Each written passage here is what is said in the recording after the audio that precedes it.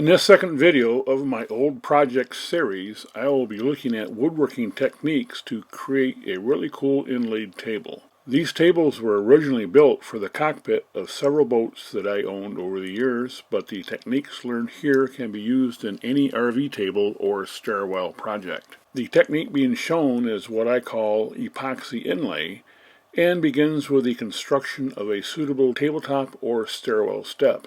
For outside use, I like to use mahogany as it is stable and less prone to warpage. There are two popular mahogany species that I have used. Philippine mahogany is better known as Luan and kind of reminds me of a brown paper bag as it is light to medium brown in color and has a fairly fibrous consistency. It does take stain and varnish, but it is fairly porous, so you will find it will take at least 10 coats of varnish to obtain a smooth and shiny finish.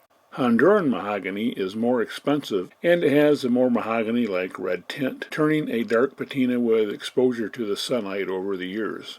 Some of the initial expense of the wood can be recovered by using less material and labor to finish the wood. Other woods such as cherry, maple, and oak can also be used, but should not be used outside as they are prone to warpage. Regardless of the material used, I constructed the tables of 1-inch thick boards, edge-glued with biscuits joining the edges. To keep this video short, I will not go over any woodworking techniques. I will assume you possess the tools and skills to complete these steps. If you do not have this ability, you can buy table blanks at some boating specialty shops, as well as having a custom table made at a kitchen shop or perhaps home center. The only real specialty tool you will need is a Dremel tool with a 1/8 inch chuck and a router adapter. We will be using a Dremel tool basically as a router. A plunge router adapter will work the best here. I suggest using the most powerful Dremel tool you can afford, as more power is better. You will also need an assortment of 1/8 inch shank router bits, such as the Dremel 650, 652, and 654. I suggest using the smallest diameter bit you're comfortable with using, which will allow for more detailed work. You will then want to obtain a suitable pattern, whether it be a name, design, or a caricature. I'm showing 3 different tables with these 3 different designs that I made. You can draw or perhaps print out the design in the proper size for your project with a printer. Another good source is looking at clip art online. For the parrot table, I modified it by adding the pirate hat because that's kind of what I like.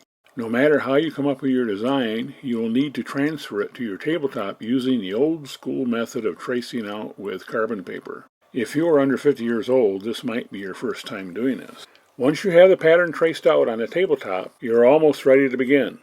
I highly recommend learning how to use the Dremel router on scrap wood.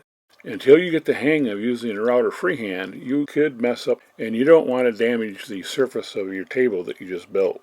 A plunge router means that the router simply sits on top of the wood surface without the bit touching. After you turn the router on and it comes up to speed, depressing down on the handles will plunge the router into the wood. That allows for a clean entry point. You can trace around the pattern marked on the wood with a router. When you want to end the cut, slowly release the pressure on the router handles and let the springs bring the router out of the wood. Again, practice in this step cannot be overstated. Steady hands, a firm but flexible grip, and a bit of confidence are all required to be successful. The router plunge base should have a stop for the depth of cut. I would not go any deeper than maybe 1/8 inch. Also, adjust the Dremel speed until you get a clean cut with a minimal burning of the wood. Any burnt wood will show in the final outcome. Choose a router bit smaller in diameter than the cut you want to make. It is far better to clean out the center of what you are cutting, then go around the edges and clean it up.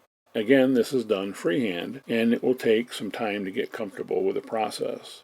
For circles, the router plunge attachment should have a circle cutter. Depending on the wood used, there will likely be some rough edges at the top of the cuts. These can be carefully sanded off. When you are finished with the routing job, it's time to pour the inlay. If you will be doing a multicolor inlay, such as what I did with the parrot, construct a wood dam between the colors using clay, tape, or some other method. You don't want one color running into a different color or mixing together. For the inlay, I used Envirotex, a 2-part epoxy polymer, and a dye made by Casting Craft. Other dyes might work, but I have not tried them, so experiment if you want to. Mix up a batch of Envirotex, then add the dye to get the color you want. Then slowly pour the mixture directly into the routed pattern. You'll want to fill each void, making sure that it is full, but not so much that it runs all over the board. The polymer has some capillary action characteristic, and it will result in a slight valley, so you will actually have to overfill just a bit, or you'll be having to sand the board down more than you might want to. As the polymer cures, bubbles will form. Even if there are no bubbles when you pour out the contents, they do seem to appear later during the curing process. Use a small butane torch and with a very light touch go over the bubbles and they will pop. You may need to do this several times as the epoxy cures. Then wait 24 hours until the epoxy is fully cured and hard. At this point, it is natural to wonder whether or not you just ruined your board, but it will get better. The next step is to sand the entire board until the epoxy is flush with the wood. This is best done with a finishing sander, but care must be taken to ensure you sand evenly across the board so there are no low spots. I would not go too aggressive with the sandpaper grit, or you might gouge down into and scratch the epoxy. The sanding is complete when you can run your finger over the inlay area and it feels completely smooth without detecting a bump between the inlay and wood. When you are satisfied with the sanding, apply varnish. If you're going to use the table outside, the varnish must be rated against UV damage. UV basically is sunlight. If it's not UV rated, the epoxy can yellow due to exposure from the sun.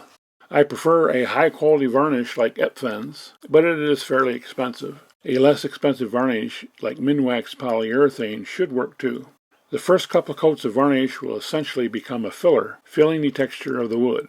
Some woodworkers use a thinned coat of varnish for the first couple of coats, but I would suggest not doing it as it could undercut the inlay.